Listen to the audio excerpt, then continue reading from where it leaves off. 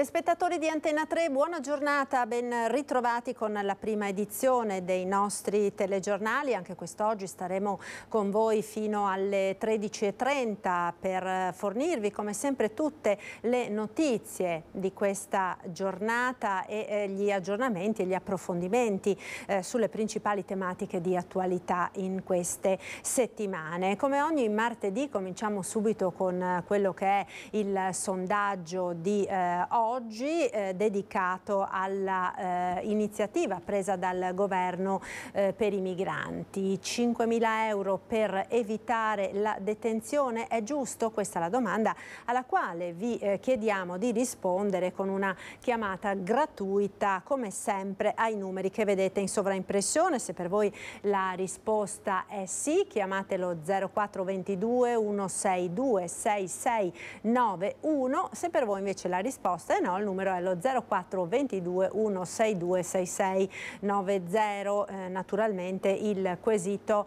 è relativo al provvedimento che è in discussione appunto da parte del governo sulla questione dell'emergenza migranti che arrivano nel nostro territorio. Come ogni giorno, come ogni lunedì e martedì, il risultato del nostro sondaggio verrà reso noto questa sera nel corso di Ring, l'approfondimento di prima serata di Antenna 3 condotto dal vice direttore Ferdinando Avarino, che questa sera avrà come ospiti Alessandro Manera della Lega, vice sindaco di Treviso, Giovanni Zorzi del Partito Democratico e poi il senatore Luca De Carlo di Fratelli d'Italia e l'onorevole Luana Zanella di Alleanza Verdi Sinistra. Poi a partire dalle 22:25 si parlerà del dopo Zaia, fermenti del Veneto, con Alda Vanzan, giornalista del Gazzettino, e Filippo Tosato del Mattino di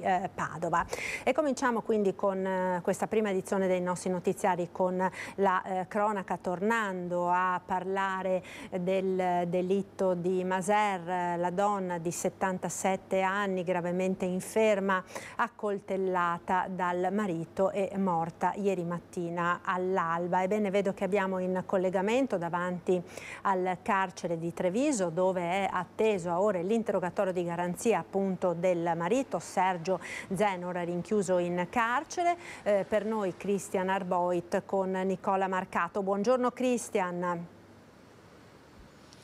Sì, buongiorno Marta, buongiorno a tutti i telespettatori di Antenna 3. Mi trovo all'esterno del carcere di Santabona, dici bene Marta, dove si trova Sergio De Zen con l'accusa di omicidio aggravato dal vincolo di parentela, l'uccisione della moglie Emanuela Abittante domenica a mezzogiorno, un fatto che ha sconvolto la Marca, l'ennesimo fatto di sangue di questo 2023 in provincia di Treviso. A ore è atteso l'interrogatorio di garanzia. Come sapete, l'uomo è assistito dall'avvocato Sabrina Dei Rossi, che di fatto lo ha già incontrato nelle scorse ore. E io, Marta, partirei proprio da qui, da quello che si sono detti Sergio De Zen con l'avvocato e con gli sviluppi di fatto di cronaca. Vediamo il servizio. Lui è un uomo molto sofferente, piange ininterrottamente, non mi dà l'idea in questo momento che lui sia molto presente a se stesso. Un uomo che piange ininterrottamente, aver appreso stamattina che purtroppo la moglie è deceduta è stato proprio uno shock.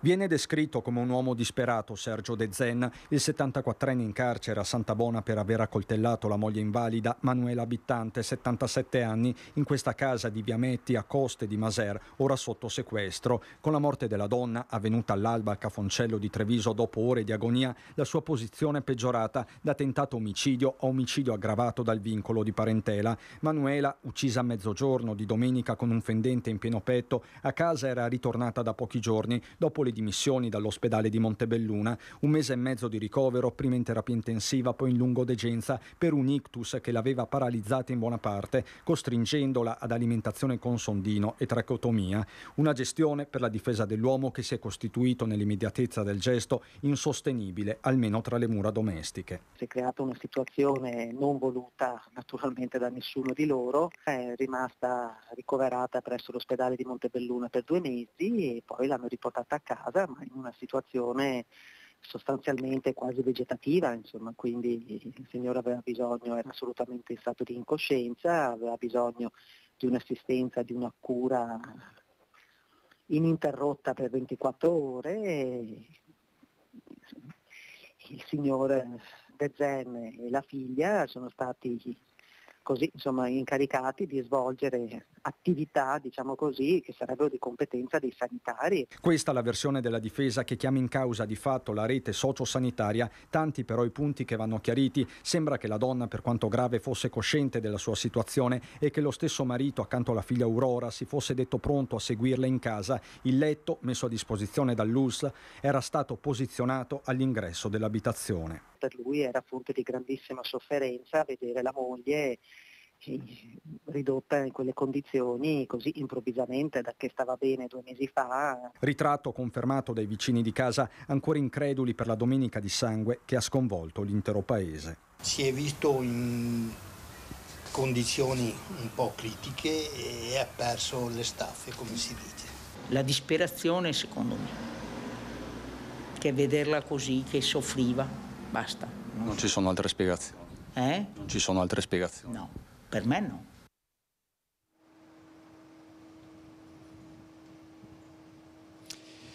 Non ci sono altre spiegazioni se non la disperazione, dicono un po' tutti in paese, ma c'è da capire qual era il grado di questa disperazione. È in corso, c'è una dialettica importante, chiamiamola così, possiamo chiamarla anche polemica, tra comune di Maser e ULSS numero 2 proprio sulla gestione di questa famiglia. La signora abitante era ritornata a casa dopo 1 mese e mezzo di degenza in ospedale, era ritornata a casa la scorsa settimana nella giornata di mercoledì, qualche giorno poi era stata riportata in ospedale la sera del venerdì per un malore e poi rientrata nella sua abitazione di Via Metti l'indomani, sabato pomeriggio più o meno. La tragedia dopo meno di 24 ore e in casa al momento del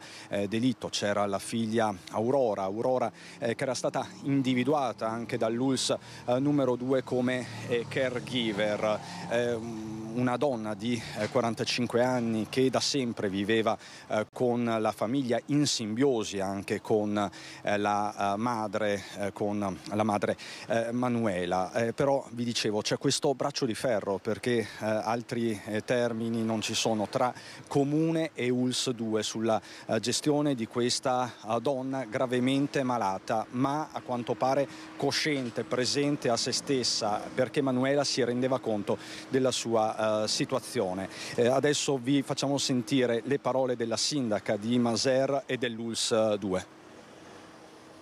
L'ho sentita molto provata, ancora non si è ancora capacitata di quello che è successo. A 24 ore dalla morte violenta di Manuela Abitante per mano del marito Sergio De Zen restano lo shock di un'intera comunità, ma anche la vicinanza alla figlia Aurora, in casa al momento del delitto, ma in un'altra stanza. La 45enne è ospitata da una zia fuori comune. Ora in tanti si interrogano sui perché, ma soprattutto sul grado di disperazione di quella famiglia travolta dalla malattia della donna. Una tragedia della disperazione. Le chiedo, sindaco, che si poteva evitare? Io credo anche di sì.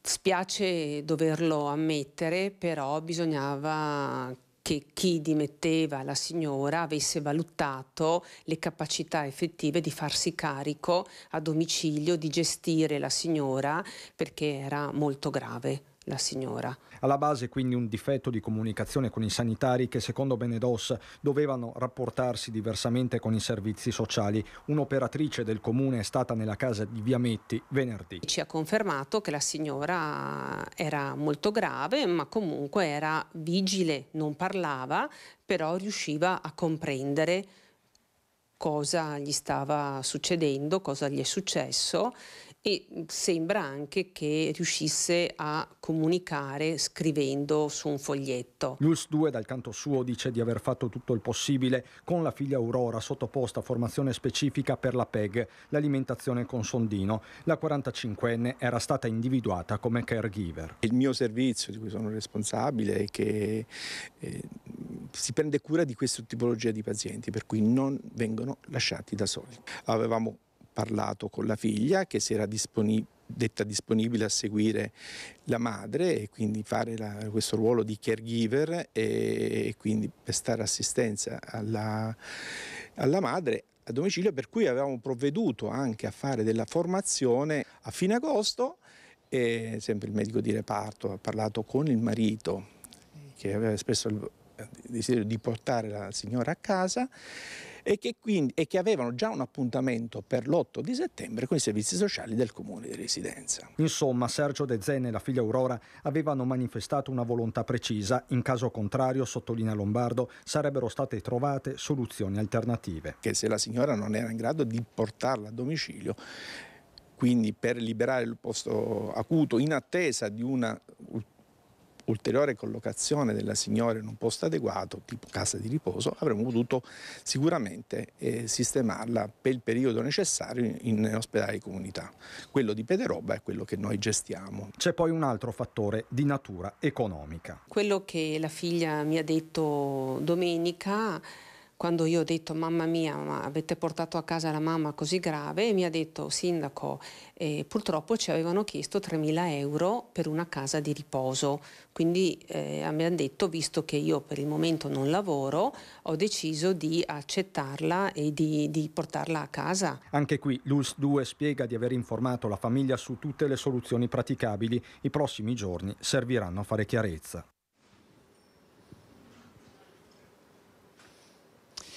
Anche questo è un fronte aperto chiaramente di tutta questa vicenda molto complessa, soprattutto dal punto di vista umano, ma il paese, l'intera comunità di Masers, dove la famiglia era molto nota, condanna sì il gesto, ma allo stesso tempo comprende la disperazione dell'uomo. Nessuna giustificazione, questo va detto, ma umana comprensione. Questi gli umori che abbiamo raccolto nelle scorse ore a Masers. Nessuno si sarebbe mai aspettato che Sergio potesse arrivare a una cosa del genere. Perché, per come lo conosciamo noi qui, è una persona sempre molto tranquilla, sempre molto disponibile, per cui si capiva che stava vivendo un momento difficile, però pensare che facesse un passo così grande nessuno se lo sarebbe mai immaginato. Io stanotte non ho dormito, insomma, pensare per tutto, la moglie, i figli e lui stesso, insomma, una cosa che dispiace. Penso che sia stato proprio un dramma suo personale, non riuscì a accettare questa situazione. Quindi ha fatto quello che ha fatto? Penso di sì. Dal punto di vista della legge potrebbe essere un atto che si può condannare. Dal punto di vista umano, per chi conosce di tutto il contesto familiare, secondo me è una cosa che uno può dire che gli venga quasi da perdonare, tra virgolette, se è possibile. 5. Alza la testa. Ecco Marta, il termine disperazione, quello che ricorre maggiormente in tutta questa vicenda nella quale si è inserito un altro termine, a torto o a ragione, ma comunque si è inserito, quello di eutanasia. Ieri ve lo abbiamo raccontato con il titolare del bar del centro, più volte parlava lo stesso Sergio De Zen, soprattutto nell'ultimo periodo, nell'ultimo mese e mezzo, da quando l'ictus ha ha colpito la signora Manuela, la moglie. Sergio che si chiedeva perché non si potesse garantire una morte dignitosa a persone che si trovavano in stato, appunto, in stato vegetativo o semi-vegetativo, perché lo ricordiamo proprio perché è una storia a sé. La donna a quanto pare era cosciente, era presente a se stessa nonostante fosse immobilizzata per buona parte del corpo. Qui con me un esponente storico dell'associazione Coscioni in provincia di Treviso e non solo dell'associazione Coscioni, il professor Giampaolo Sbarra. Buongiorno professore. Buongiorno. Lei che idea si è fatto di tutta questa storia? Non entriamo nel dettaglio ovviamente perché non tocca a noi, però ha offerto uno spunto questa storia. Ma guardi, questa è una tragedia della disperazione, come si è detto, che si mette meglio a fuoco quando si è avuto modo di vivere una situazione di vicinanza al dolore, alla sofferenza di un proprio caro. E ci si accorge che non basta l'amore della moglie, l'amore del marito, l'amore del figlio, servono servizi. E io direi che uno dei problemi che noi dobbiamo affrontare è quello del coordinamento dei servizi. Perché i servizi sono tanti, li offre l'ospedale, li offre la USL, li offre il comune, ma molto spesso il paziente, l'ammalato, il familiare non conosce quali sono tutti i servizi cui può accedere né chi può erogare quei servizi. Quindi serve un centro di informazione coordinato, omogeneo, organico, che non sempre c'è. A volte ci si mettono mesi, anni per sapere, per conoscere tutto ciò a cui si ha diritto. E questo è una faccia, perché questa permette di vivere, come dire, decentemente anche la fase della malattia, anche della malattia avanzata. Poi ci sono altre questioni che vanno affrontate, perché l'eutanasia è un problema importante, dirò due cose dopo, ma prima c'è tutta una storia che il malato può, e il familiare può, come dire, utilizzare per alleviare la sofferenza. Innanzitutto c'è tutto un sistema di cure palliative che funziona in molte USL, talvolta non funziona, l'Italia poi è molto diversificata, ma è un tema che i pazienti devono conoscere e i medici devono applicare con forza. Poi c'è il tema del testamento biologico e questo consente di evitare l'accanimento terapeutico e consente al malato di scegliere dove vuole arrivare. E poi c'è il tema dell'eutanasia o del suicidio assistito e per questo noi abbiamo proposto una legge di iniziativa popolare in regione. Io spero che questa venga calendarizzata al più presto perché ormai sappiamo che la società è più avanzata del mondo politico. Ecco, questa è la fotografia puntuale e ci sono diversi gradi. Le chiedo proprio in ultimissima battuta. Qui in questa vicenda, più che parlare di eutanasia, sarebbe giusto parlare di necessità di informare davvero le famiglie, di metterle nelle condizioni di capire, sapere quali sono gli strumenti possibili. Sì, ma ci sono aiuti alla vita quotidiana, ma ci sono anche aiuti economici che possono consentire alle famiglie di avere qualcuno in casa che dia un supporto, perché seguire un malato non autosufficiente 24 ore al giorno, è un problema che noi non dobbiamo scaricare sulle famiglie, non dobbiamo scaricare sui familiari, perché questo porta a tragedie della disperazione. E siccome i servizi li abbiamo, bisogna farli conoscere e eventualmente, dove non ci sono, implementarli o comunque potenziarli. Grazie professor Sbarra. Per il momento Marta è tutto. Con Nicola Marcato ti restituisco la linea in attesa di questo interrogatorio di garanzia. È tutto. Grazie a Christian Arboit. Sentivamo quindi il dibattito che si sta allargando e si sta alzando a livello politico, e proprio di queste ore la presa di posizione della consigliera regionale del Movimento 5 Stelle Erika Baldin. Non è più procrastinabile l'approvazione di una legge che regoli il fine vita, dice al Consiglio regionale. Intanto, continua Baldin, giace il disegno di legge di iniziativa popolare proposto, appunto l'abbiamo appena sentito, dall'associazione Luca Coscioni e sottoscritto da oltre 9.000 cittadine e cittadini veneti. Chiedo, conclude Baldin, ancora una volta che la 5ª Commissione Sanità lo esamini e lo approvi. E sul tema si è espresso ieri anche il presidente del Veneto, Zaia. Sentiamo. In questo Paese c'è una sentenza della Corte Costituzionale del 2019 che sancisce che davanti a una sofferenza, diciamo, non più curabile, davanti a cure che non danno più risultati dal punto di vista clinico, davanti a tutta una serie di aspetti, diciamo, clinici e psicologici, diciamo, c'è da considerare anche il tema del fine vita, della gestione della parte finale della vita. Io penso che un paese civile si debba adottare una legge come questa. Non si tratta di promuovere il fine vita o non promuoverlo. Io ho il massimo rispetto delle idee di tutti, ma è altrettanto vero, noi siamo sotto i riflettori perché abbiamo avuto 2 casi di autorizzazione, non ultima la signora Gloria di qualche mese fa. Ecco, è altrettanto vero che i cittadini che vogliono gestire, diciamo, i malati terminali che vogliono gestire il loro fine vita non possono farlo con una sentenza della Corte Costituzionale, ma dovrebbero farlo con una legge. Cambiamo argomento ora, torniamo a Cadoneghe dove tornano i sit-in dei multati dal Velox, cittadini che domani si sono dati appuntamento in comune sotto le finestre del sindaco, ma sentiamo i dettagli, ci colleghiamo in diretta, ecco li vedete da Cadoneghe con Chiara Gaiani e alcuni cittadini. A te Chiara, buongiorno.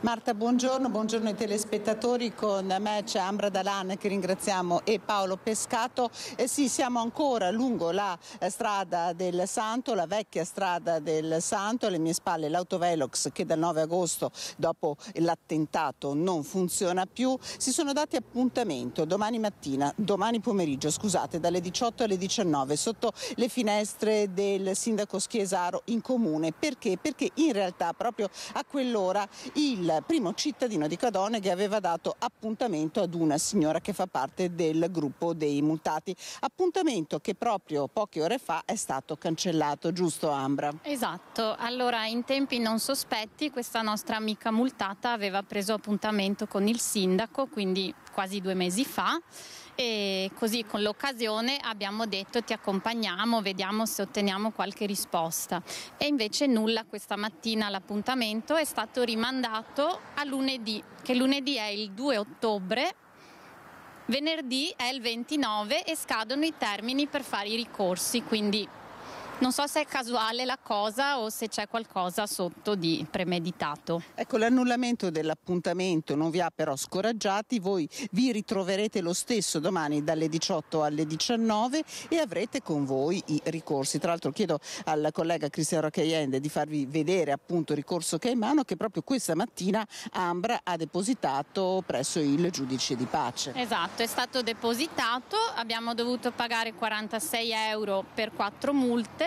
Se ne arriveranno altre dovremo fare altri ricorsi e pagare nuovamente, perché anche questo c'è da dire che le multe non arrivano nemmeno in ordine, sono in ritardo, alcune arrivano, alcune no, quindi no, abbiamo aspettato anche per averle tutte e invece niente. Ecco, infatti dopo le iniziali 24.000 adesso ne stanno continuando ad arrivare.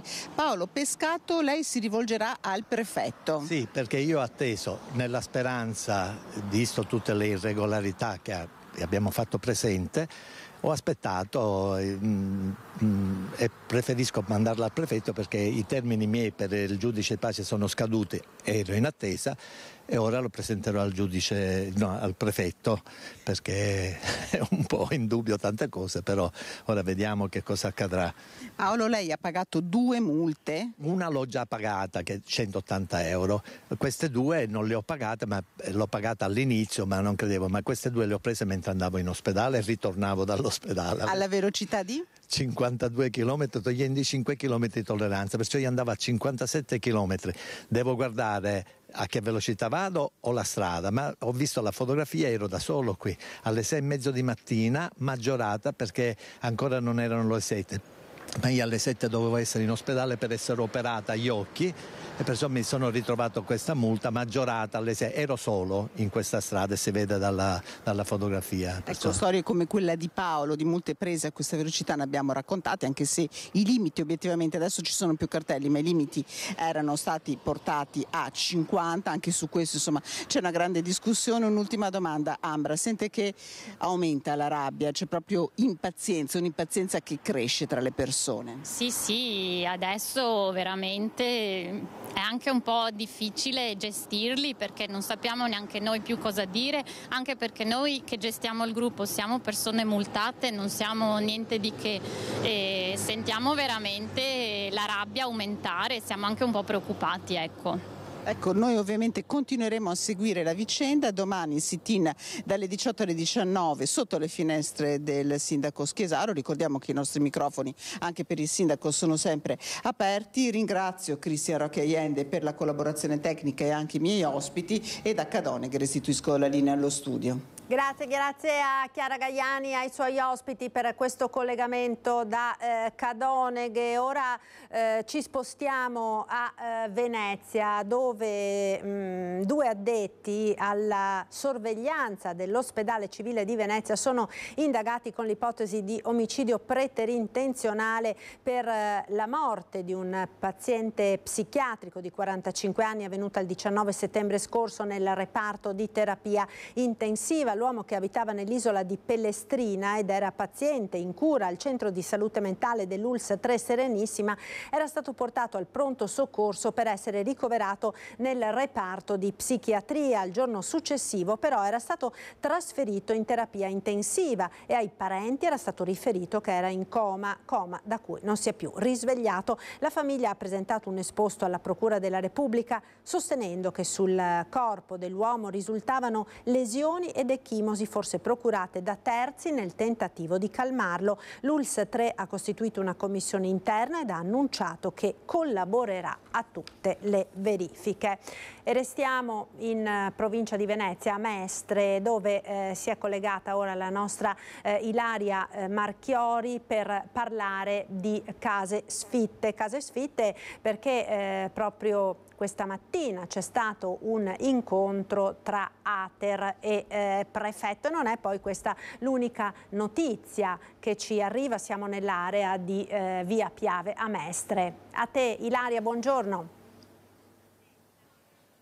Buongiorno Marta, buongiorno ai nostri telespettatori. Innanzitutto volevo aggiungere un dettaglio alla notizia che hai dato poco fa, perché è proprio in corso in questo momento un'udienza per avere ulteriori dettagli in merito all'indagine in corso e a quello che poi accadrà anche probabilmente nelle prossime ore, nei prossimi giorni, ma ve ne renderemo conto ovviamente nei nostri telegiornali di questa sera. Per quanto riguarda invece quanto avvenuto qui questa mattina a Mestre, innanzitutto un episodio che non è successo proprio stamane, ma nei giorni scorsi, riguarda l'ennesimo episodio correlato allo spaccio e alla droga, perché gli agenti della Polfer durante dei controlli hanno trovato una persona che si è accasciata in un esercizio commerciale nei pressi della stazione di Mestre. Dopo averlo portato in ospedale per le opportune cure, si è scoperto che aveva ingerito un'ingente quantità di ovuli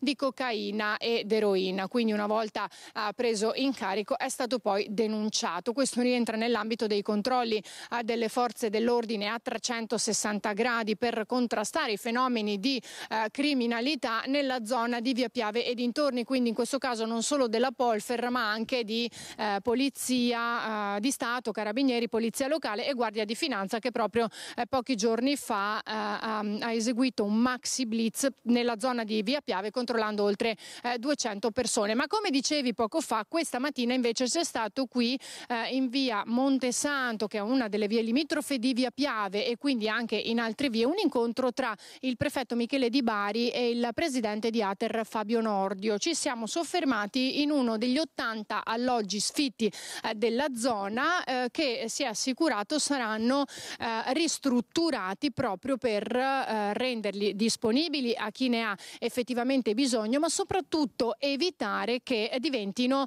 luogo in cui bivancare e anche spacciare. In questo caso, in questo alloggio, siamo potuti entrare perché ancora si poteva aprire, mentre tutti gli altri sono completamente sbarrati proprio per impedire situazioni di abusivismo. È stato assicurato che saranno risistemati, ad esempio in questo si potrebbero creare, ci hanno spiegato, ben 4 unità abitative. L'unica questione riguarda però i fondi che devono essere trovati, servono 4 milioni di euro, ma il presidente di Ater ha detto che i tempi non dovrebbero essere lunghissimi. Sentiamo invece in questa intervista le parole del prefetto Michele Di Bari e restituisco anche la linea allo studio. C'è la volontà da parte di Ater, l'incontro di oggi è l'ennesimo che stiamo avendo, è volto a creare le condizioni migliori per dividere questo progetto in due fasi. La prima, cioè la possibilità che vengano eseguiti tempestivamente lavori per evitare il degrado, e cioè una corretta recinzione, sfalcio delle erbe nei giardini e quant'altro, cioè evitare che queste abitazioni possano essere oggetto di luoghi in cui si nasconde la droga, in cui c'è degrado, in cui possono esserci anche degli incontri non consoni al contesto. Ecco, tutto questo devo ringraziare l'Ater, si sta realizzando anche con una certa tempestività. Fatto questo primo ed eseguito questo primo progetto, poi ovviamente si dovrà necessariamente passare al secondo, e cioè allo sviluppo e al riutilizzo corretto di queste abitazioni, che sono circa 80. Io credo che questo patrimonio enorme di Ater vada valorizzato. Ed ora ci spostiamo con la cronaca a Padova. Sono un ragazzo ed una ragazza, entrambi minorenni, i destinatari dei primi 2 avvisi orali del questore di Padova emessi sulla base del cosiddetto decreto Caivano. Uno vive a Monselice, l'altra ad Albignasego. Sono i 2 minorenni, un ragazzo e una ragazza, destinatari per primi a Padova degli avvisi orali adottati dal questore Antonio Sbordone a poco più di una settimana dall'entrata in vigore del cosiddetto decreto Caivano. Entrambi giovanissimi sono stati ritenuti responsabili di episodi di bullismo nei confronti di altri coetanei, con denunce a loro carico per rapine, estorsione, lesioni e atti persecutori. In questura i 2 adolescenti si sono presentati accompagnati dai genitori, che sulla base del nuovo decreto dovranno rispondere delle azioni descritte come criminali dei figli, rischiando una sanzione dai 200 ai 1.000 euro in caso di reiterazione del reato. Numerosi gli episodi registrati negli ultimi mesi in città, dalle risse tra giovanissimi in Prato della Valle o nell'area della stazione il sabato pomeriggio, alle aggressioni ai danni di alcuni minorenni nel parcheggio di un centro commerciale ad Albignasego. Provvedimenti necessari, quelli del governo, il commento del sottosegretario alla giustizia Andrea Ostellari. Prevenzione e repressione dei fenomeni criminali. A questo servono gli strumenti che il governo ha messo a disposizione delle forze dell'ordine. Il fatto che siano già stati applicati a Padova dimostra quanto fossero necessari. Ora ci fermiamo per qualche istante di pubblicità. Linea alla regia. Ci rivediamo tra poco, rimanete con noi.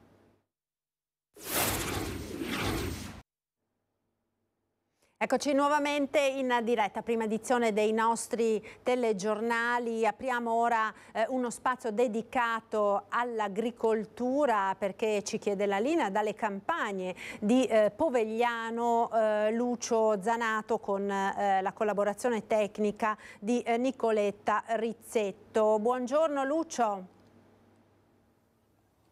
Buongiorno Marta, buongiorno ai telespettatori di Antena 3. Come vedete vi stiamo inquadrando con Nicoletta queste mele, perché siamo venuti in campagna a vedere la raccolta e quindi fare un po' il bilancio del frutticolo, dell'ortofrutticolo per quanto riguarda la stagione estiva, che ovviamente essendo in autunno va a chiudersi, e quindi stiamo registrando una puntata di Agricoltura Veneta, ma facciamo un collegamento in diretta perché intanto partiamo da un primo dato, che è quello dei furti. Sembrerà impossibile, ma evidentemente probabilmente la situazione economica un po' difficoltosa fa sì che ci siano persone che vengono qui e che approfittano della mattina presto o addirittura della notte per portarsi via mele e non solo. Non è vero, Medotto? Sì, buongiorno a tutti. Diciamo che in questi questi ultimi periodi abbiamo assistito a un aumento di frutti in campo. Partiamo da frutti importanti di nettarine con quantità importanti e poi ultimamente mele e kiwi, anche se i kiwi non sono ancora maturi. Ma è vero che poi anche qui vicino c'è gente che ha messo giù addirittura una serra di pomodori e un giorno dopo se l'è trovata completamente svuotata. Sì, ci sono degli agricoltori che hanno messo in piedi le serre,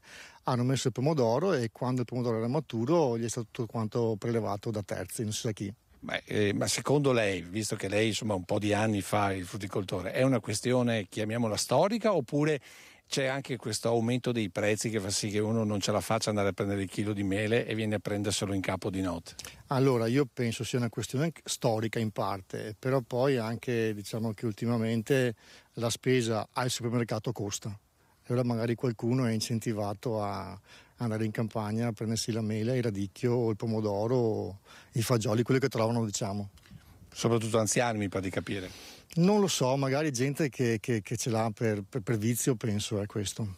Alcuni, e altri invece magari proprio perché l'alternativa è andare al mercato ortofrutticolo a cercare tra gli scarti, come abbiamo visto qualche tempo fa. Esatto.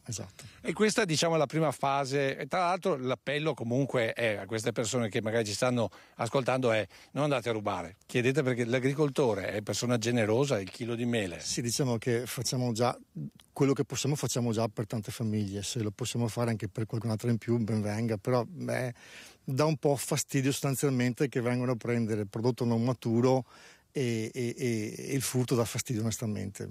Ecco, invece parliamo diciamo di questa annata.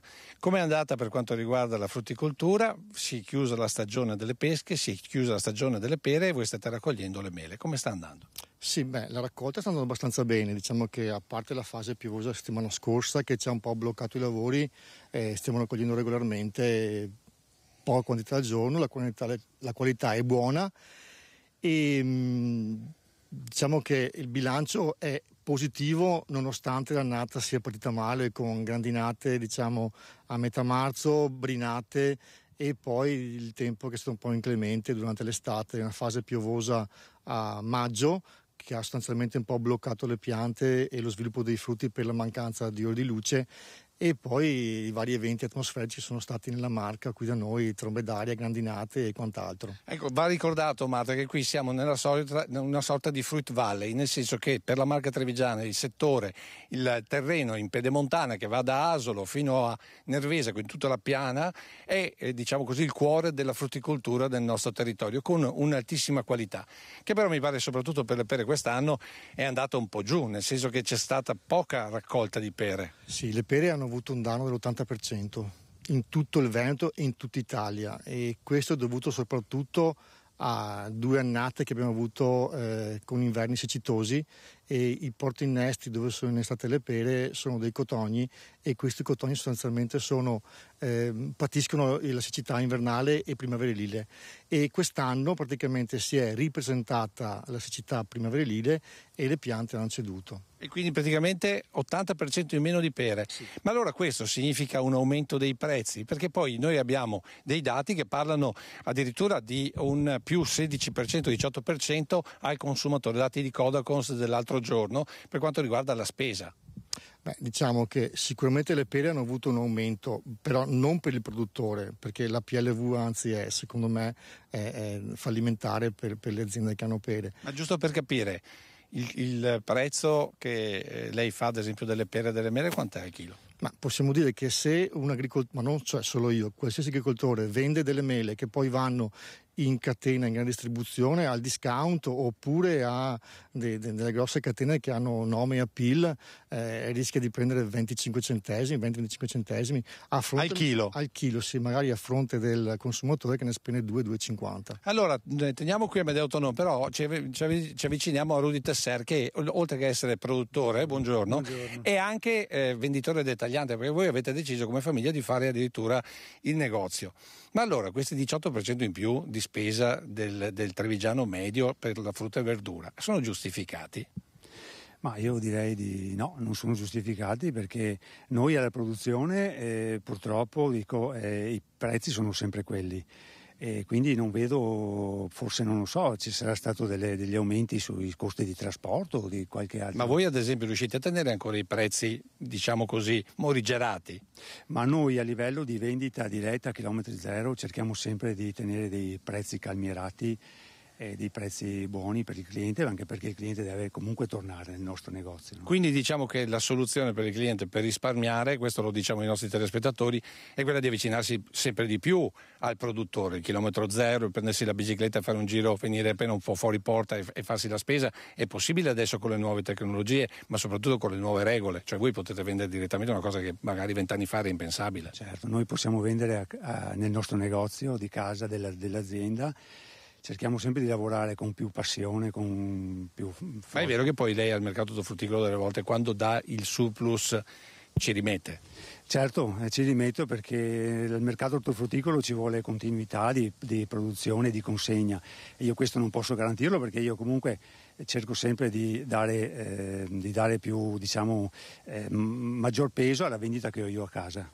Ecco, questo per quanto riguarda diciamo, la produzione, per cui il consiglio ai nostri telespettatori è quello di cercare di avvicinarsi il più possibile al produttore se si vuole fare un po' di risparmio e soprattutto avere una certa qualità, questo l'abbiamo detto.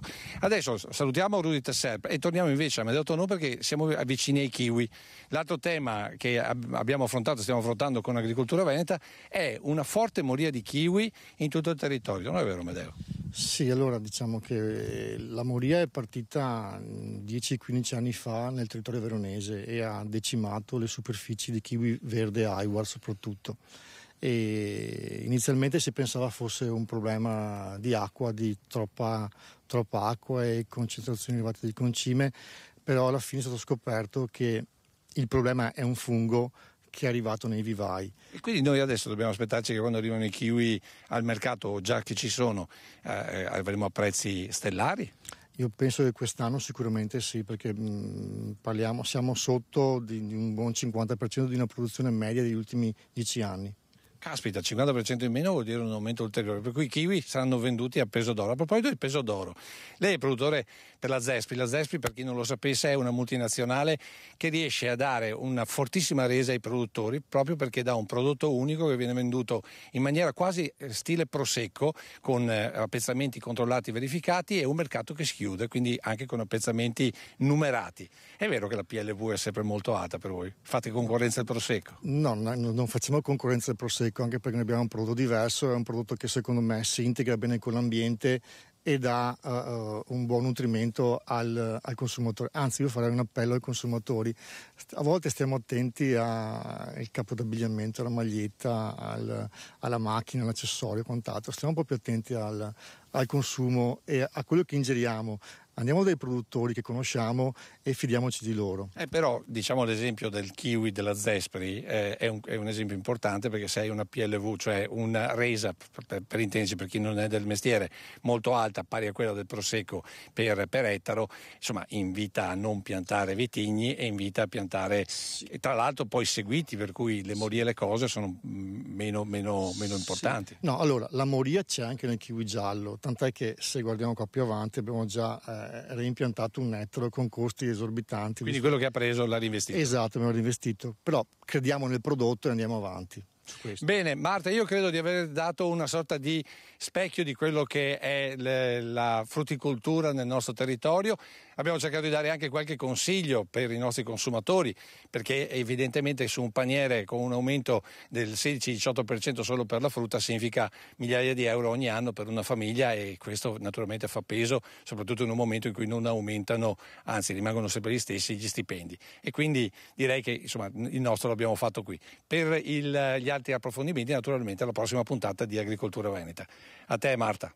Grazie a Lucio Zanato e ai suoi ospiti e a Nicoletta Rizzetto per le riprese. Noi ora continuiamo con la cronaca che ci riporta ancora a Vigonza, perché si sono avvalsi della facoltà di non rispondere i 2 tunisini che sono stati arrestati per aver ucciso un connazionale lo scorso 16 di settembre.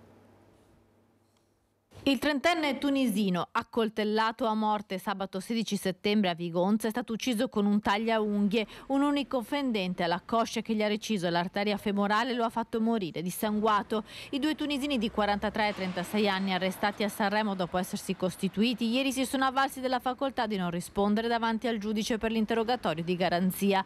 L'unica cosa che hanno detto e ripetuto è stata che non volevano uccidere il loro connazionale. Essendosi costituiti non è stato convalidato il fermo, ma il giudice ha disposto la custodia cautelare in carcere per omicidio volontario. I due stranieri si trovano nel carcere di Imperia, ma dovrebbero essere trasferiti nei prossimi giorni a Due Palazzi di Padova. Nessuno dei due ha svelato il movente dell'omicidio, il motivo che ha fatto scatenare la lite sotto gli androni dei palazzi di Via Aldo Moro a Vigonza e poi il ferimento mortale. Il 43enne ha precedenti per droga, il 36enne invece era incensurato. Il motivo del litigio potrebbe essere legato ad un debito non onorato, ma non ci sono certezze che possa trattarsi di una questione legata agli stupefacenti. Intanto continua anche la caccia ai complici che potrebbero aver agevolato la loro fuga verso la Spagna. Ed ora le indagini sulla strage di Santo Stefano dello scorso 6 luglio. L'Audi A3 guidata da Angelica Utter era in buone condizioni, nessun guasto al motore né all'impianto frenante. Lo ha stabilito la perizia commissionata dall'ingegnere Andrea Calzavara della Procura di Belluno. Il contenuto della documentazione è stato depositato e gli atti del fascicolo seguito dal sostituto procuratore Simone Marcon. Vengono così smentite, qualora fossero state davvero pronunciate, le parole della 31enne tedesca che nelle scorse settimane dalla sua cella del carcere veneziano della Giudecca aveva invocato il guasto meccanico. Ora la parola passa al perito incaricato dalle famiglie delle vittime di quell'incidente, le due famiglie Antonello e Potente, che ha esaminato il perito la vettura ancora sotto sequestro. Nell'incidente di Santo Stefano di Cadore, lo ricordiamo, morirono Marco Antoniello, il figlioletto Mattia di appena 2 anni e la nonna del bimbo Maria Grazia Zuin. Viaggiava con cocaina e marijuana, è stato arrestato un imprenditore 80enne. La cocaina era nascosta nel borsone della palestra. Un insospettabile imprenditore di 80 anni è stato arrestato sabato pomeriggio mentre percorreva in auto la strada provinciale 308 verso Castelfranco Veneto. La sua auto è stata intercettata dai carabinieri all'altezza di San Martino di Lupoli dopo che un automobilista aveva allertato i carabinieri segnalando una macchina con targa straniera guidata da un uomo che dopo un diverbio aveva mostrato quella che a lui era sembrata una pistola. La pattuglia dei carabinieri di Cittadella ha individuato l'auto insieme alle pattuglie del Norm di Castelfranco e della stazione di Campo San Piero. Hanno fermato il mezzo e hanno controllato l'autista. Dell'arma segnalata non vi era nessuna traccia. In compenso i militari hanno trovato all'interno del suo borsone da palestra un involucro contenente 13 grammi di cocaina, un altro cofanetto con all'interno 8 grammi di marijuana e alcune pipette per il consumo dello stupefacente. L'80enne imprenditore è stato arrestato e dovrà rispondere di detenzione di stupefacenti ai fini di spaccio. Shopping online con la carta di credito dell'anziano amico medico ricoverato in ospedale per Covid e poi morto, 40enne, denunciato dalla Guardia di Finanza di Treviso. Non si era fatto scrupoli di derubarlo già quando era sul letto d'ospedale e ha continuato dopo la morte, ma la sua avidità gli è costata cara e una denuncia da parte della Guardia di Finanza. Lui è un 40enne del Coneglianese che nell'arco di poche settimane ha usato per acquisti online la carta di credito dell'amico, un 75enne medico in pensione ricoverato in ospedale e poi morto. Carta sottratta evidentemente durante una delle visite in ospedale o forse prima. Le indagini sono partite da una querela presentata dai parenti del defunto e hanno permesso di constatare attraverso l'analisi delle movimentazioni dei conti correnti che la carta di credito del pensionato è stata usata dall'indagato per acquistare sul mercato elettronico prodotti per circa 4.000 euro, tra cui alcuni articoli di abbigliamento, un iPhone e una poltrona. Le spese pazze sono finite soltanto quando la carta è stata bloccata dalla banca dopo la morte del proprio cliente. Fondamentali sono state le informazioni ottenute dal servizio antifrode dell'azienda di commercio elettronico per provare che a utilizzare la carta di credito della vittima è stato proprio il 40enne che per portare a termine gli acquisti ha indicato nel portale web della società il proprio account, il numero di telefono personale da contattare per la consegna dei prodotti e i propri indirizzi di residenza e di posta elettronica.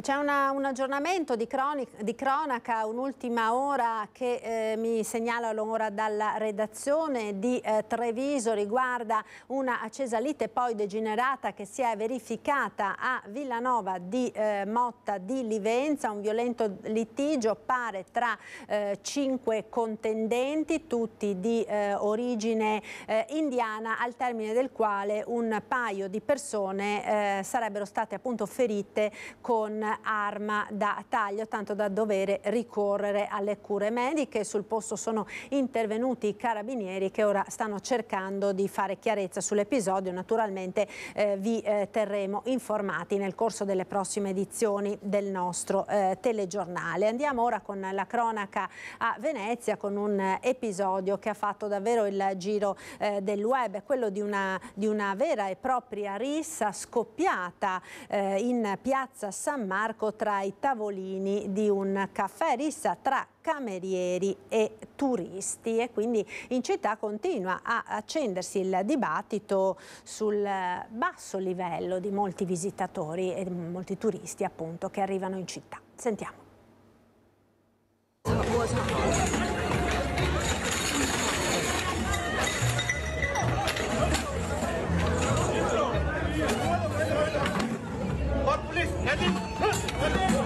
Queste immagini hanno fatto rapidamente il giro della città, riaccendendo il dibattito sul livello medio del turismo che attraversa Venezia. Perché mai finora si era assistito ad una rissa tra camerieri e clienti in un caffè di Piazza San Marco?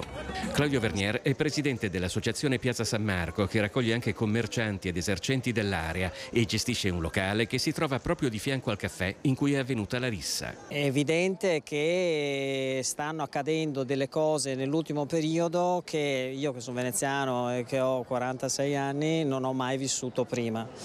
Quindi è una città che inizia ad avere delle situazioni di pericolo che precedentemente non aveva. Al Caffè Chioggia preferiscono non commentare l'episodio. Il personale ci dice che può parlare solo il proprietario, che adesso non c'è.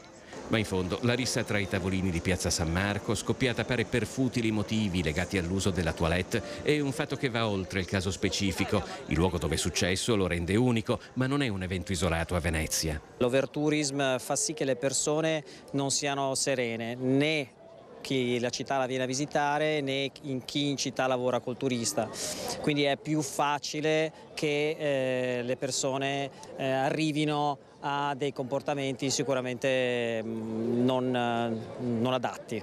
Secondo alcuni, la rissa al caffè di Piazza San Marco è l'emblema del basso livello che sempre più spesso contraddistingue i suoi visitatori. E in effetti da un po' di tempo a Venezia se ne sono viste di tutti i colori. Un campionario di imprese che spesso viene definito di turismo cafone e che nei casi peggiori è anche sconfinato nei luoghi della Movida o a Piazzale Roma in materiale per la cronaca nera.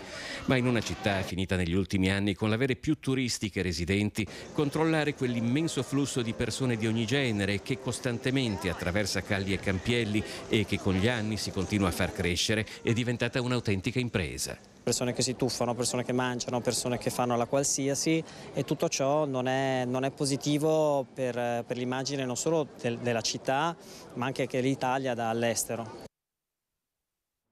Bloccati in bici con merce rubata nascosta sotto i vestiti, un uomo è stato denunciato. Girava in bicicletta con una grossa e pesante borsa che ha insospettito gli agenti della squadra volanti, che hanno fermato il 38enne cittadino italiano senza fissa dimora pregiudicato per reati contro il patrimonio, trovandolo con merce rubata da un supermercato, refurtiva per un totale di alcune centinaia di euro che aveva nascosto sotto a dei vestiti. Essendo risultato anche inottemperante al foglio di via obbligatorio da Vicenza, è stato denunciato in stato di libertà sia per inottemperanza al foglio di via obbligatorio che per il reato di ricettazione. È accaduto a Vicenza, dunque avete sentito, e restiamo nel Vicentino per parlare di vendemmia iniziata da poco. Sono iniziati anche i controlli delle forze dell'ordine per verificare la regolarità dei lavoratori. Ebbene, la Guardia di Finanza ha scoperto nel Vicentino 7 lavoratori in nero. Sentiamo. Attività della vendemmia 2023 nel mirino della Guardia di Finanza, che ha controllato un'azienda agricola dei Colli Iberici riscontrando l'impiego di manodopera in nero. I militari di Noventa Vicentina hanno sottoposto a controllo l'azienda rilevando che tutto il personale impiegato prestava la propria attività lavorativa in assenza di qualsiasi rapporto di lavoro e dunque in assenza di tutela assicurativa, assistenziale e previdenziale. Sono stati identificati 7 lavoratori risultati completamente in nero. Nei confronti del titolare dell'azienda agricola è stata elevata una maxi sanzione che va da un minimo di 12.600 euro ad un massimo di 75.600 e la contestuale diffida a procedere al recupero delle contribuzioni previdenziali e assicurative evase, con la relativa regolarizzazione e ricostruzione dei rapporti di lavoro a favore dei dipendenti. Operazione antidroga dei carabinieri a Villa d'Asolo, lo spaccio avveniva nel parcheggio vicino alla chiesa parrocchiale. Da tempo i carabinieri di Castelfranco stavano monitorando alcuni parcheggi di Villa d'Asolo non distanti dalla chiesa parrocchiale, dove erano soliti aggirarsi in orario serale e notturno individui sospetti che sembravano in attesa di acquistare dello stupefacente.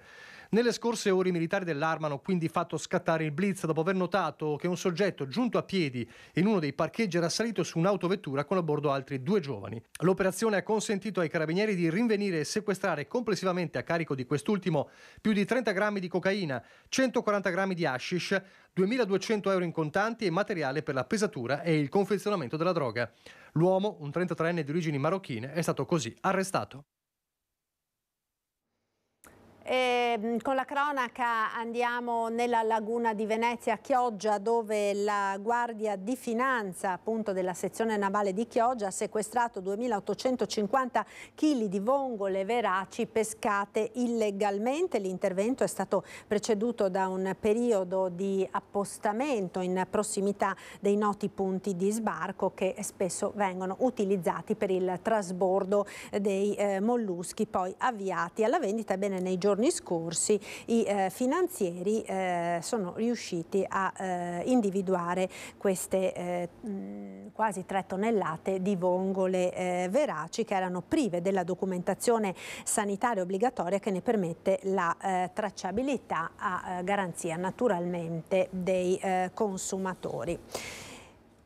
La diocesi di Vicenza, ritorniamo ora nel capoluogo della città berica per tornare a parlare di treni ad alta velocità della TAV, perché appunto la diocesi di Vicenza è intervenuta in merito ai lavori per la TAV, ponendo attenzione sulla preoccupazione dei cittadini per l'ambiente e soprattutto per i conseguenti disagi alla mobilità. Risulta necessario investire adeguate risorse per la salute dei vicentini, scrivono, che vivono in un'area già fortemente inquinata. La diocesi di Vicenza chiede inoltre che non vengano ampliate le aree destinate ai parcheggi in prossimità della stazione dei treni in modo da incentivare l'utilizzo del trasporto pubblico.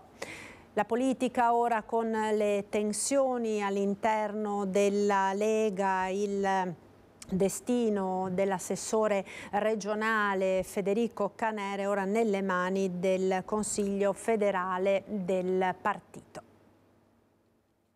Il caso Canera all'esame del Comitato di Disciplina e Garanzia del Consiglio federale della Lega, che dovrà decidere del futuro nel partito dell'assessore regionale finito insieme ai colleghi di giunta Giampaolo Bottaccina e Roberto Marcato nel mirino per le posizioni tutt'altro che in linea con quelle del leader Matteo Salvini, rese ancora più evidenti dalla decisione di non salire sul palco di Pontida. A rischio ci sarebbero la tessera da militante e pure le deleghe a Palazzo Balbi. Ma guardi, al momento io non ho avuto nessuna comunicazione. Quindi insomma ne so quanto ne sapete voi, io continuo a fare il mio lavoro, quello che dovevo dire l'ho detto, giustamente sono un amministratore ma mi occupo di politica da 30 anni, quindi è giusto che esprima anche il mio pensiero. Detto questo, una volta fatto, io sono già concentrato sul mio lavoro, ho tante deleghe, ho tanti impegni, stiamo lavorando per l'agricoltura, per il turismo, per un Veneto che sia più prosperoso. Se ho detto le cose che ho detto è proprio perché a me sta a cuore il Veneto, la provincia di Treviso in particolare, e quindi noi vogliamo vedere sul nostro territorio quelle opere importanti realizzate per far crescere, continuare a crescere questo splendido Veneto. A decidere sulla sua sorte politica non solo Salvini, ma anche il segretario regionale Alberto Stefani, con cui Caner è entrato in rotta di collisione, e il governatore Luca Zaia, che invece continua a gettare acqua sul fuoco. D'altro canto, ribadisce l'assessore regionale, non ci sono somme non versate al partito né la volontà di passare a Forza Italia. Quello che sto vivendo, ribadisce Caner, è semmai un attacco montato ad arte. Queste sono polemiche che sono nate, secondo me, da parte di qualcuno, diciamo così, create apposta. Infatti i nomi non si conoscono, si leggono sui giornali queste polemiche, ma nessuno si è mai palesato, il che significa che c'era proprio questa volontà di creare un po' di zizzania, forse perché sanno che io sono un po' eretico e dico quello che penso. Continuerò a farlo con il rispetto di tutti, la mia non è una battaglia personale nei confronti di nessuno, questo che sia chiaro, ma il mio compito da, diciamo, rappresentante anche della Regione Veneto è di tutelare il mio territorio. Ci fermiamo ora per qualche istante di pubblicità. A tra poco, restate con noi.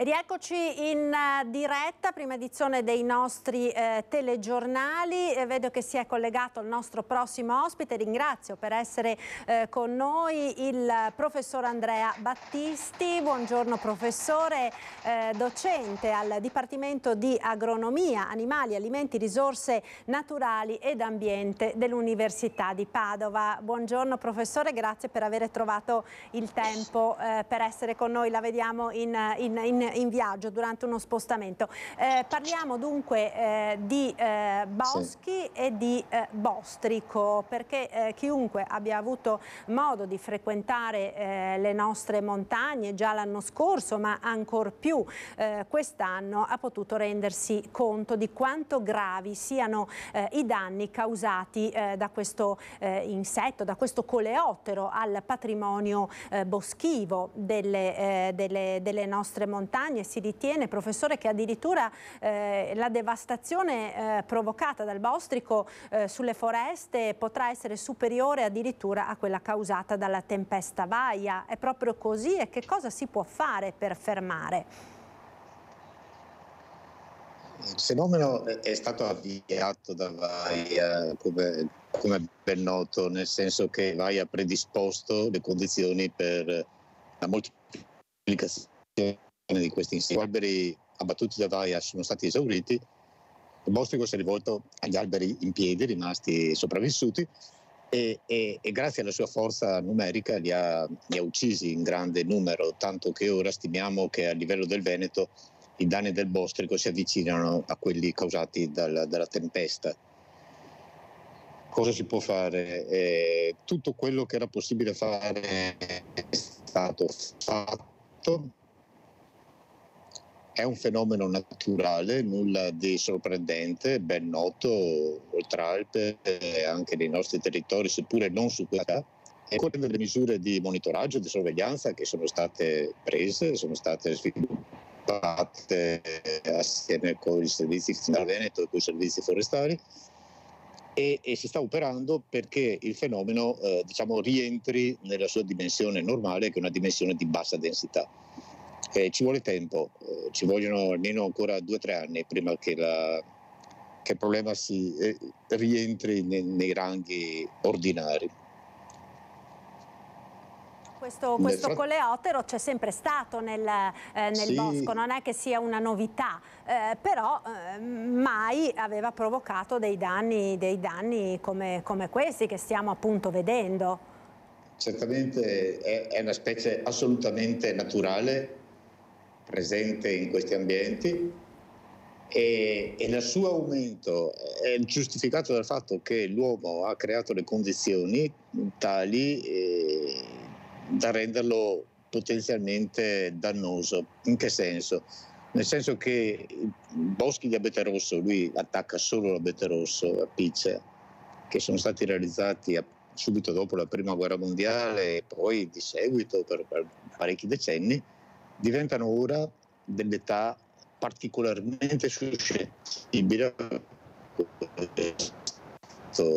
e e quindi sono tutti potenzialmente attaccabili. Se aggiungiamo a questo fattore l'induzione dell'attacco che ha causato la tempesta Vaia, chiaramente ci si trova in una soluzione di difficile uscita, se non con il cambiamento della tipologia dei nostri boschi, questo che ci si pone come obiettivo per i prossimi decenni, nel senso occorre costruire dei boschi che non siano più basati esclusivamente sull'abete rosso, dove l'abete rosso sia un elemento insieme con altre specie e che quindi aumenti anche la diversità degli ecosistemi forestali. Nel frattempo, professore, che cosa si può fare? Perché stiamo vedendo veramente dei paesaggi di assoluta devastazione, no? Di alberi morti, di boschi che da verdi sono diventati marrone. Che cosa si può fare nel frattempo? Si sta utilizzando materiale colpito perché ha ancora un valore economico e dove possibile, ovviamente, dove le condizioni topografiche di pendenza, di rischio per la caduta massi e erosione non sono troppo elevati, e quindi in queste aree che vengono in un certo senso liberate da questi alberi morti subentra una successione ecologica che prevede l'avvio di nuovi boschi, sia attraverso la rinnovazione naturale, cioè piante che nascono da sole, sia attraverso la piantagione di specie nuove. E quindi si sta avviando un processo che costituirà i boschi del prossimo secolo. Ecco, faremo fatica a vedere noi i risultati di queste azioni. È chiaro, perché sono ovviamente tempi lunghissimi, quindi nel frattempo dovremo rassegnarci a vedere le montagne sempre più spelacchiate, diciamo così. Non necessariamente, nel senso questi attacchi dopo alcuni anni terminano, perché ci sono dei fattori antagonisti naturali che intervengono e aiutano gli alberi a resistere a questo insetto e quindi io credo che tra qualche anno i versanti torneranno a essere verdi, magari non avranno più quell'aspetto tipico che caratterizza i popolamenti d'abete rosso maturo, ma che comunque saranno sempre degli ambienti di bosco giovane in fase di crescita. Io direi che anche col cambiamento climatico in atto, che è un fattore che ha inciso certamente sull'amplitudine di questi attacchi, si possa pensare a costituire dei boschi che siano più bilanciati e più resistenti ai fattori avversi. Ecco, quindi professore, anche questa diciamo tra virgolette tragedia del bosco ci sta insegnando qualcosa, è la natura che ci sta lanciando anche dei messaggi ben chiari e precisi che dobbiamo essere in grado di cogliere, no?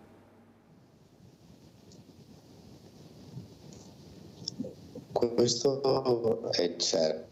Evidente nel percorso della gestione dei boschi, è qualcosa che ci insegna che per poter avere una migliore assicurazione relativamente a quelli che possono essere i benefici resi dal bosco, no? I cosiddetti servizi ecosistemici, occorre puntare su degli elementi forestali che siano più eterogenei e costituiti in modo da rispondere meglio alle sfide poste dal cambiamento climatico, perché questa è una emergenza che ci dobbiamo porre non solo per l'abete rosso, ma per tutto l'insieme dei boschi veneti e delle Alpi in generale. Grazie professore, io la ringrazio per essere stato con noi, buon lavoro, perché so che appunto voi di Padova vi state occupando nello specifico di questo con uno studio anche, no? in collaborazione con la regione del Veneto. Certamente sto andando giusto adesso a un congresso per riferire su questo, per cui... Grazie, allora buon lavoro, grazie al professor Andrea Battisti, docente del Dipartimento di Agronomia dell'Università di Padova. Una buona giornata e un buon lavoro. Noi ora cambiamo tema, torniamo a parlare di migranti e di economia.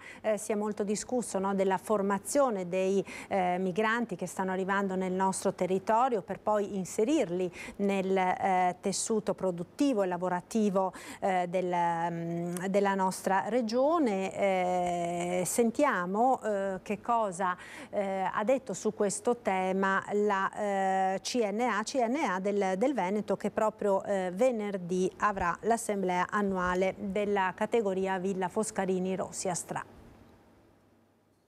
Primo anno di governo alla prova degli artigiani della CNA del Veneto, che venerdì si riuniranno in assemblea a Villa Foscarini. Promosso per l'ascolto, il governo ha dato attenzione alle istanze della piccola impresa e dell'artigianato, ma le aspettative sono molto alte.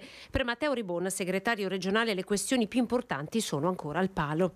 Penso che la prossima finanziaria sarà un campo molto importante di prova. Occhi puntati sul PNRR, che ad oggi continua a tagliare fuori una buona parte del mondo della piccola impresa. Su 6.000 bandi a livello nazionale, riferisce Ribon, solo il 17% di questi è affidato a piccole imprese che rappresentano il 98% del tessuto produttivo del territorio. Noi siamo attori non protagonisti, perché in qualche maniera le riforme stanno viaggiando su una dinamica molto legata alla pubblica amministrazione e molto legata a tematiche che devono ancora trovare, per quanto riguarda il nostro mondo, una concreta partecipazione. Noi abbiamo proposto che ci sia una suddivisione per lotti funzionali, in modo che ci sia la possibilità di far concorrere le imprese. Diverse le domande poste che ora attendono una risposta: come risolvere il nodo della logistica, il punto debole del paese. Senza la logistica non riusciamo a sostenere le filiere lunghe. Serve manodopera, gli artigiani sono pronti a formare anche i richiedenti asilo,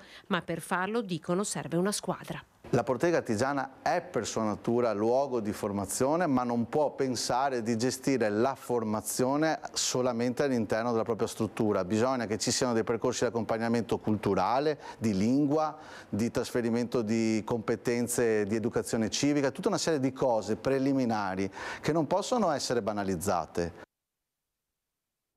Il vicepresidente di Confturismo Nazionale e presidente di Confturismo Veneto, Marco Michielli, è intervenuto sulle dichiarazioni del vice premier Matteo Salvini, che sugli affitti brevi ha difeso la libertà di decidere come mettere a reddito i propri beni immobili. La proprietà privata è sacra, ha detto Michielli, ma non si possono esercitare attività contrarie al pubblico interesse o lesive di altrui interessi. Nel caso di specie, ha spiegato, non può essere che si possano mettere a reddito turistico 2, 3 ma anche 50 o 800 appartamenti, costituendo un villaggio albergo virtuale in un territorio grigio sotto il profilo fiscale dell'ordine pubblico, non soggetto alle più elementari normative di sicurezza dell'alloggiato. A Porto Marghera ora nessun fondo del PNR e più piani per il porto turistico che per quello industriale. Porto Marghera rischia di morire definitivamente, la denuncia è della CGIL. Più di 2000 ettari che possono ospitare attività industriali, commerciali e terziarie servite da canali navigabili, infrastrutture stradali e ferroviarie. Porto Marghera è stato il più grande polo industriale d'Europa, quando nel periodo di massima espansione, gli anni 70, contava circa 30.000 addetti.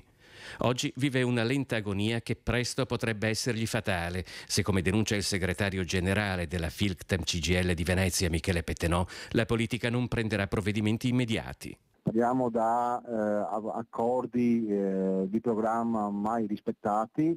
Doveva essere il momento in cui si doveva ritornare a parlare di chimica di base, invece stiamo scoprendo che i progetti che il Comune sta sponsorizzando rispetto a ciò che erano gli accordi fatti presso i vari ministeri parlano di altro. Anche Porto Marghera è vittima della monocultura turistica. Assolutamente sì, una delle nostre preoccupazioni da sempre era che in queste aree potesse privilegiarsi politiche diverse da ciò che era il rilancio dell'industria e di ciò che ha rappresentato il petrolchimico. La zona logistica semplificata, che doveva essere il volano di sviluppo del territorio, non è ancora stata attuata e nessuna delle risorse messe a disposizione dal PNRR, ricorda la CGIL, è stata destinata a Porto Marghera. Che cosa significa per la città di Venezia perdere il polo industriale di Porto Marghera? Beh, perdere Porto Marghera e il polo industriale significa perdere cultura di ciò che è il mondo del lavoro. La nostra convinzione è che siamo riusciti in questi lunghissimi anni a scrivere le pagine più belle su ciò che sono i diritti del lavoro e su come un lavoratore deve apportarsi o rapportarsi all'interno di un polo chimico con tutto che è conseguente in termini di sicurezza e ambiente. La sanità ora, la segreteria della CISL di Venezia propone all'ULSS 3 Serenissima un investimento sull'infermiere di famiglia per prendere in carico i bisogni dei cittadini risolvendo l'annoso problema delle liste d'attesa e delle visite specialistiche. Infermieri di famiglia è la ricetta che come CISL di Venezia, assieme alle categorie pensionati della funzione pubblica e della FIASCAT, abbiamo identificato come una possibile soluzione per cercare di aggredire il problema delle liste d'attesa. A richiedere all'ASL 3 Serenissima un serio investimento sull'infermiere di famiglia per prendere in carico i bisogni dei cittadini è Dario De Rossi della segreteria CISL Venezia. Dopo la riunione tenutasi nei giorni scorsi presso la sede dell'ASL, dove si è fatto il punto della situazione su una delle voci più fragili del sistema sanitario locale, le liste d'attesa e le visite specialistiche. Ci si è resi conto da uno studio fatto dall'ASL che il problema dell'appropriatezza va a incidere molto sulle lungaggini delle liste di attesa e delle liste di galleggiamento. È chiaro che qui oltre alla sensibilizzazione degli specialisti, quindi medici di medicina generale e anche agli specialisti ospedalieri, si deve andare ad incidere in modo chiaro sulla popolazione e l'infermiere di famiglia può essere quella figura che appunto stando nel territorio, stando vicino alle persone, può essere in grado di dare quell'aiuto, di dare quella parola per far sì che anche l'utente si senta comunque preso in carico dal Servizio Sanitario Nazionale. Si chiede di investire sull'infermiere di famiglia all'azienda sanitaria perché è in grado di offrire delle prestazioni sanitarie anche a casa. Apprezziamo il lavoro svolto dall'azienda sanitaria, anche se restiamo perplessi perché sì, si stanno riducendo le liste di galleggiamento, ma resta il fatto che per fare alcune prestazioni i cittadini devono aspettare anche molti mesi. Ciò comporta inevitabilmente che questi si rivolgano al privato, ma per chi non arriva a fine mese non resta che attendere.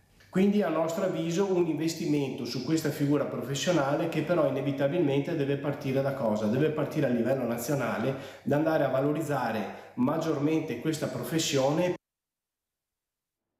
A Vicenza ora per parlare di sicurezza, in arrivo 6 nuovi agenti della polizia locale, ma l'obiettivo dell'amministrazione è quello di far tornare i vigili di quartiere. 6 agenti della polizia locale in arrivo a Vicenza, laddove la richiesta e il bisogno di sicurezza in città si fa crescente. In questi giorni si svolgono i test attitudinali di idoneità ginnico-sportiva del concorso pubblico per l'assunzione dei nuovi agenti, che vede 108 candidati impegnati con meno di 35 anni. Ma l'obiettivo dell'amministrazione è quello di cercare risorse per incrementare ulteriormente il numero del personale di polizia locale da assumere, attingendo dalla graduatoria del concorso. Era uno dei primi impegni che ci eravamo presi, potenziare l'organico della polizia locale. Con le prove selettive di questi giorni saranno individuati 6 nuovi agenti della polizia locale, ma in realtà siamo fiduciosi di poterne assumere anche di più grazie a nuove risorse che andremo a cercare in bilancio. L'obiettivo è dare una risposta al bisogno di sicurezza dei vicentini e soprattutto andare a creare i vigili di quartiere che da tanti anni mancano in città. Grazie a questi nuovi annesti sarà finalmente possibile farlo. Manca personale a scuola nel piccolo comune di Casale di Scodosia. Il sindaco in prima persona decide di mettersi a disposizione per l'accoglienza anticipata degli alunni. Il lavoro più bello e più facile del mondo, perché i bambini alla mattina sono tutti buoni, tranquilli, assonnati e ti parlano con una vocina bassa, sono tutti calmi e tranquilli. Il più contento è proprio lui, il sindaco Marcello Marchioro. Il primo cittadino ha deciso di mettersi a disposizione e di occuparsi della gestione dell'anticipo scolastico. Manca personale nella scuola primaria di Casale di Scodosia e così il sindaco alle 7:30 per tutto il mese di settembre ha deciso di occuparsi personalmente dell'accoglienza anticipata dei 16 alunni che arrivano a scuola prima perché i genitori devono andare al lavoro. Ho una lista della presenza, gli faccio trovare il nome a loro e loro me lo segnano, senza che lo faccia io, così imparano anche a trovare il suo nome e poi guardano le TV. Facciamo su una sala col computer. Adesso la situazione si è risolta, ad ottobre gli operatori scolastici gestiranno l'anticipo, ma intanto il sindaco ha voluto prestare un servizio per il suo paese e lo ha fatto divertendosi. A Mogliano ora, dove sono partiti i lavori per la realizzazione della nuova pista ciclabile che collegherà Mogliano a Mestre lungo il Terraglio. Oggi è una giornata storica per Mogliano, perché iniziano i lavori di un'opera attesa da molto tempo, e cioè la pista ciclopedonale che collegherà Mogliano Veneto al Comune di Venezia. 2 chilometri di pista ciclabile che andranno a collegare il centro di Mogliano a Marocco, dove termina la pista realizzata lungo il Terraglio dal Comune di Venezia. Oggi al via i lavori che termineranno a marzo. Sono 2.400.000 euro, soldi PNRR, che coprono l'intera opera e che siamo riusciti a portare a casa, che siamo riusciti a mettere in campo rispettando delle tempistiche strettissime grazie agli uffici tecnici. Un'opera molto attesa che servirà per mettere in sicurezza i ciclisti, ma anche a valorizzare la storica via napoleonica, simbolo di Mogliano. Grande boulevard, infatti, verrà piantumato di nuovi alberi, nuovi platani che andranno a sostituire quelli che nel tempo purtroppo sono morti, sono stati tolti. Andremo anche a illuminare la strada con 56 nuovi lampioni e inoltre andremo appunto a mettere in sicurezza i ciclisti e i pedoni. La nuova pista verso Mestre partirà all'altezza di via Ronzinella. Il grosso del percorso sarà sul lato ovest del Terraglio, lato dove verrà messo in sicurezza per i pedoni anche il tratto di strada verso il centro di Mogliano, attualmente molto pericoloso, con un percorso pedonale e 3 attraversamenti. Particolare attenzione anche all'aspetto turistico, visto che il Terraglio si trova sul tracciato della Venezia-Monaco, molto frequentata da cicloturisti di tutta Europa. A loro saranno dedicate delle piazzole di sosta con pannelli informativi davanti alle storiche ville venete. Abbiamo cercato al meglio di dare un valore con la piantumazione di alberi, con l'illuminazione e con tutto quello che ci va dietro, diciamo, sia di giorno per la viabilità di chi lavora e sia nella fase dei weekend per il turismo. È morto a 94 anni Luigi Dallava, storico calzolaio di Codognè in provincia di Treviso. Era il più anziano calzolaio ancora in attività nella Marca. Aveva una certa ambizione di accontentare la persona che occorreva qualcosa dal calzolaio. E ora Tite era orgoglioso perché te che fa scarpe in misura. L'orgoglio di fare il suo mestiere non l'ha mai lasciato nemmeno per un istante, ed ora che Codognè e la Marca dicono addio al più anziano calzolaio in attività, resta la nostalgia di quella passione. S'era andato in punta di piedi Luigi Dallava, Gigetto di Roverbasso, come tutti lo conoscevano. Sempre attivo nonostante l'età. Classe 1929, lo avevamo incontrato nel 2021 quando il Covid faceva ancora paura, ma non a lui, che dall'età di 15 anni si metteva ogni giorno il grembiule e sedeva al suo tavolo di lavoro colmo di chiodi, di pezzi di cuoio e di altri attrezzi personalizzati. Questa qua te butta sul mastice e te stira, e dopo ti incolla il tac, la siola. Hai i pennelli per mastici, pensa Fate i misti qua, e tutti cacciavite. Una vita a soddisfare i clienti, a dare il meglio, a veder passare in bottega tutte le classi sociali del paese. I politici che scarpe mettevano? Era più vecchio perché faceva durare dei pino e faceva più giustare.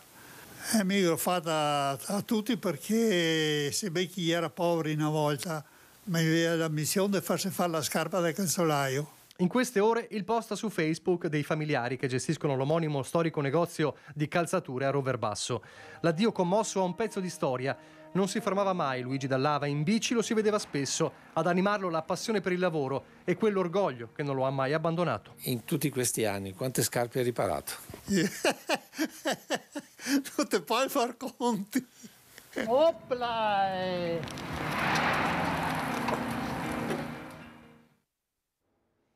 Fino all'8 di ottobre a Palazzo dei 300 a Treviso la mostra itinerante per i 100 anni dell'aeronautica militare. Dalle gesta eroiche dei pionieri dell'aria fino ad arrivare alle nuove sfide tecnologiche e scientifiche in campo aeronautico e spaziale. Quella di Treviso a Palazzo dei 300 è l'8ª tappa della mostra espositiva che percorrerà l'Italia da nord a sud per celebrare i 100 anni dell'aeronautica militare. Un debutto tra cimeli storici e avanguardie particolarmente caro alla marca che nel territorio di Strana ospita la base del 51esimo stormo. Questo per noi suggella ovviamente un percorso, ma soprattutto un'unione estremamente robusta col territorio trevigiano che ovviamente vede nel 51esimo stormo e nel RMA di Treviso i due nostri capisaldi operativi qui sul territorio. La mostra itinerante è curata dal 5° reparto comunicazione dello Stato Maggiore dell'Aeronautica Militare, unica sede nel Triveneto. Ci piace, siamo molto affezionati a ricordare il record della velocità conseguito nel 1934 dal maresciallo Agello del reparto alta velocità sul lago di Garda con la media di ben 709 km all'ora con l'idrocorsa MC72. Record tuttora imbattuto per velivolo a pistone alternativo di quel tipo. L'aeronautica militare fa parte della nostra comunità, fa parte del nostro tessuto sociale, tanti nostri cittadini arrivano proprio dall'arma dell'aeronautica, quindi con grande orgoglio ringrazio il comandante Chiadoni perché ha voluto con grande determinazione portare qui questa mostra che si sviluppa tra il Salone di 300 e la Piazza dei Signori. La città di Treviso è stata scelta dai vertici delle forze armate per la tradizione aeronautica consolidata nel territorio, così il comandante del 51esimo stormo caccia di Strana, il colonnello Emanuele Chiadroni. In Piazza dei Signori occhi e cellulari puntati sui velivoli AMX e F-104. La mostra resterà aperta fino all'8 di ottobre. E siamo in chiusura di questa prima edizione dei nostri notiziari. Vi ricordo ancora il nostro sondaggio di oggi. Migranti, 5.000 euro per evitare la detenzione. È giusto? Potete rispondere come sempre con una chiamata gratuita ai numeri che vedete in sovraimpressione. L'esito del sondaggio poi come sempre verrà reso noto questa sera nel corso di Ring in onda a partire dalle 21:15. Con il vice direttore Ferdinando Avarino. Questa sera ci saranno Alessandro Manera, vice sindaco di Treviso della Lega, Giovanni Zorzi del PD, Luca De Carlo di Fratelli d'Italia, Luana Zanella dell'Alleanza Verdi Sinistra e poi nell'ultima parte della trasmissione dalle 22:25 si parlerà del dopo Zaia, i fermenti del Veneto con i giornalisti Filippo Tosato del Mattino di Padova e Alda Vanzan del Gazzettino. È tutto dunque, io vi ringrazio per essere stati con noi, vi lascio come sempre alle previsioni del tempo. Vi ricordo poi subito dopo il telegiornale l'appuntamento con il film di Antenna 3, quest'oggi andrà in onda Mongol dedicato alla storia di Gengis Khan. Arrivederci.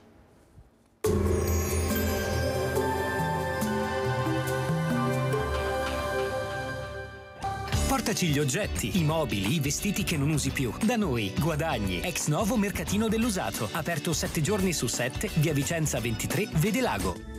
Bentrovati al Meteo. Colpo di coda dell'estate che a quanto pare non vuole finire nonostante l'autunno sia ufficialmente iniziato. Sole e caldo anomalo dunque sul nostro territorio. Vediamo insieme i dettagli. Sul Veneto la grafica di martedì 26 settembre evidenzia un ampio soleggiamento, cielo sereno o velato, precipitazioni assenti. Temperature di poco sopra la media stagionale, minime sui 13-19 gradi, massime tra 25 e 28 gradi. Spostiamoci ora sul Friuli Venezia Giulia, anche in questo caso tanto sole, cielo in genere sereno, tuttavia al mattino nel Tarvisiano saranno possibili delle nebbie che in giornata comunque si dissolveranno. temperature minime tra 13 e 18 gradi, massime sui 26-28 gradi. Infine diamo uno sguardo alla situazione del Trentino Alto Adige, dove si prevede anche in questo caso tempo molto soleggiato con temperature miti. Le minime infatti saranno comprese tra 14 e 17 gradi, le massime saranno invece sui 28-31 all'incirca. Dal meteo di Antenna 3 per ora è tutto, grazie per l'attenzione, arrivederci.